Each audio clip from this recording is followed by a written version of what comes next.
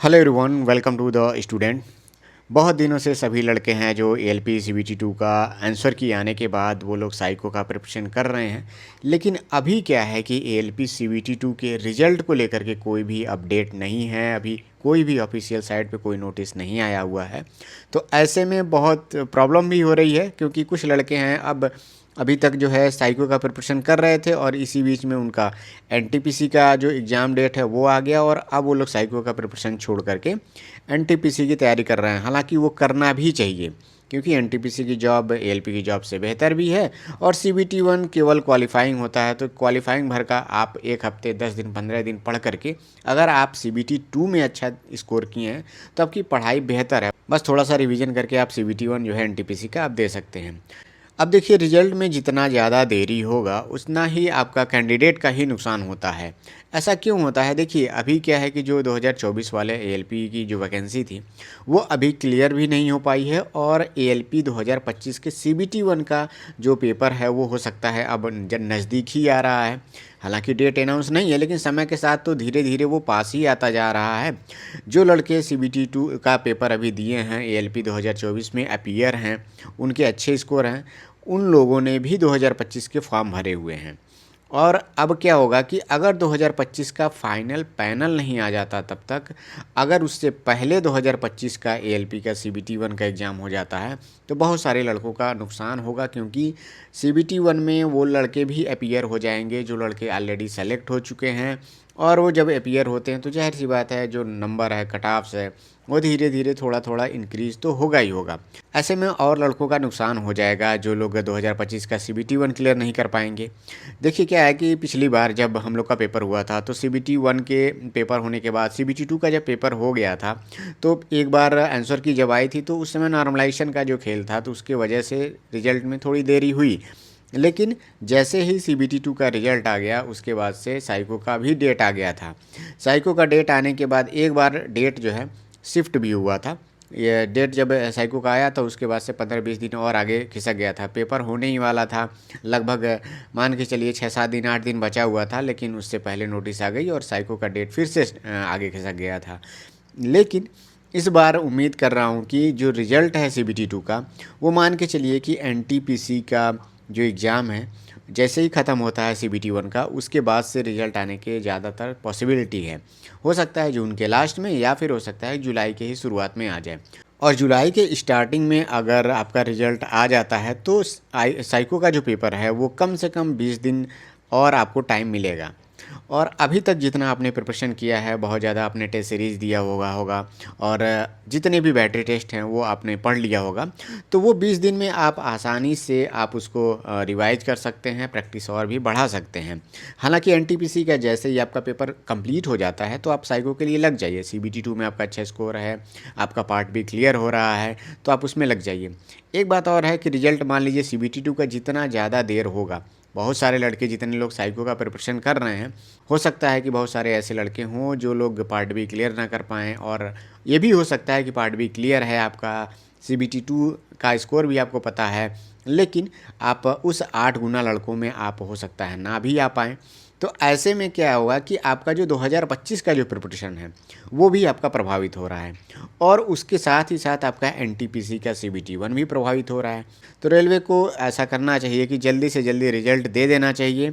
और सबसे इम्पोर्टेंट ये है कि इन सब चीज़ों को ध्यान में रखते हुए कि 2025 का जो वैकेंसी है उसका सीबीटी 1 कराने से पहले, सीबीटी 1 कराने से पहले कम से कम सारे बोर्ड का, मतलब 80% बोर्ड का जो आप जो पैनल लिस्ट है फाइनल ज्वाइनिंग का, वो कम से कम जारी कर दीजिए। इससे क्या होगा कि बहुत सारे लड़के हैं, कब कब 17,000 लड़के, 18,000 सीट थी, तो उतने में से अगर मान लीजिए 12-13 हज़ार पैनल में लोगों का अगर नाम आ जाता है तो वो लड़के तो दोबारा अपीयर नहीं होंगे, उसमें 1-आध हज़ार लड़के तो ज़रूर अपीयर होंगे, क्योंकि बहुत सारे लड़के ऐसे हैं जो अपने घर से दूर वाले जोन में भर दिए हैं और उनका सिलेक्शन हो जाएगा तो वो चाहेंगे कि अगली वैकेंसी में जस्ट हम अपने घर के पास वाले जोन में चले जाएं, लेकिन इनकी संख्या बहुत कम रहेगी।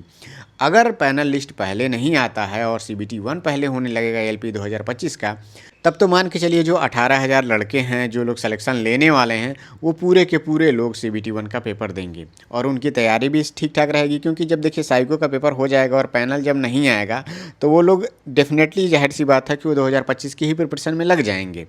और जब साइको का पेपर जैसे ही हो जाता है उसके बाद से कुछ करना तो रहता नहीं, कोई भी प्रिपरेशन का काम तो अब ALP के एग्ज़ाम में बचा नहीं रहता है। केवल जब पैनल आएगा, DV होना होगा, मेडिकल होगा, बस उसके लिए कुछ पढ़ना तो होता नहीं है। तो उसके बाद से जैसे ही साइको पेपर होगा वो तुरंत ALP 2025 की प्रिपरेशन में लग जाएंगे, क्योंकि उन्हें श्योरिटी तो नहीं है ना कि उनका कट ऑफ क्लियर होगा कि नहीं होगा, या फिर वो 100% सिलेक्शन ले पाएंगे कि नहीं ले पाएंगे। अब एक समस्या है कि 8 गुना लड़के उनको मिलेंगे कि नहीं मिलेंगे, क्योंकि इस बार ट्रेड पेपर पिछली बार की तुलना में थोड़ा सा डिफरेंस तो रहा ही है, और बहुत सारे लड़के हैं जो ट्रेड पेपर फेल हो रहे हैं और उनके नंबर, किसी के नंबर 24 नंबर है, किसी के 26 नंबर हैं। जितना नंबर लाना चाहिए था 35% उतना नहीं ला पाए हैं, और ऐसे में वो लोग अच्छा नंबर पा करके भी पार्ट ए में वो लोग अपने आप को डाउट में फील कर रहे हैं कि पता नहीं होगा कि नहीं होगा। तो वो हमेशा होता रहेगा। देखिए, जब भी पेपर होगा तो कुछ न कुछ लड़के ऐसे रहेंगे जिनका पेपर में पार्ट ए में अच्छा स्कोर होगा और वो पार्ट बी क्लियर नहीं कर पाएंगे। वो हमेशा, जितनी बार आप पेपर करा लीजिए, पार्ट ए में अच्छा स्कोर करने वाले कुछ लड़के होते हैं जो पार्ट बी क्लियर नहीं कर पाते हैं। होता है उनका उसके पीछे बहुत से कारण होते हैं। या तो हो सकता है उनका पार्ट ए का पोर्शन बहुत मजबूत हो, उस पर ज़्यादा टाइम दे रहे हों, या फिर हो सकता है कि उन्होंने ट्रेड की तैयारी बिल्कुल नहीं की है, कभी उन्होंने अपना ट्रेड पढ़ा ही नहीं है। कभी क्या होता है कि लड़के ITI का जो है कि इंस्टीट्यूट ज्वाइन कर लेते हैं, ITI कोर्स कर लेते हैं, लेकिन कभी वो कॉलेज ही नहीं जाते हैं, डिस्टेंस लर्निंग से वो कर लेते हैं। तो ऐसे में उन्हें सब्जेक्ट का बिल्कुल भी नॉलेज नहीं होता है, और जब पेपर आता है, एग्ज़ाम पास में आता है, तो इधर उधर का बैच परचेज कर लेते हैं। ठीक है, बैच परचेज कर लीजिए, लेकिन उन्हें जब पेपर का आइडिया ही नहीं रहता है, सिलेबस आप वो समझ नहीं पाते हैं, तो क्या है, टीचर की कभी कभी बहुत डीप में पढ़ा देता है और कभी कभी कुछ बहुत लाइट में भी पढ़ा देता है। तो अब उन्हें समझ नहीं आता है कि डीप में जाएं कि मतलब थोड़ा लाइट वाला पढ़ें। तो ऐसे में वो लोग डिसाइड नहीं कर पाते हैं, पेपर का पैटर्न कुछ भी आ जाता है और वो लोग क्लियर नहीं कर पाते हैं। इस बार क्या था कि बहुत अच्छा चीज़ था कि कम से कम basic science and engineering drawing का कुछ पोर्शन आपका पार्ट बी में दे दिया था। कुछ लोग कह रहे थे इससे मेरा नुकसान हो गया, नुकसान कुछ नहीं हुआ।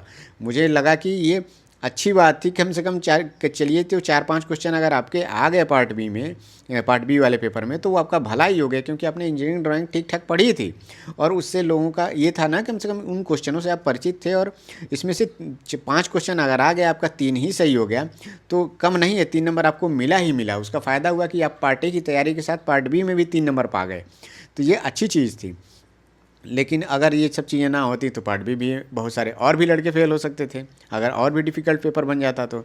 और इस बार क्या था, पिछली बार क्लियर करने का एक और कारण था, फिजिक्स और मैथ आपका पार्ट बी में 12th लेवल तक का वो एक सब्जेक्ट था जो कि इस बार नहीं था।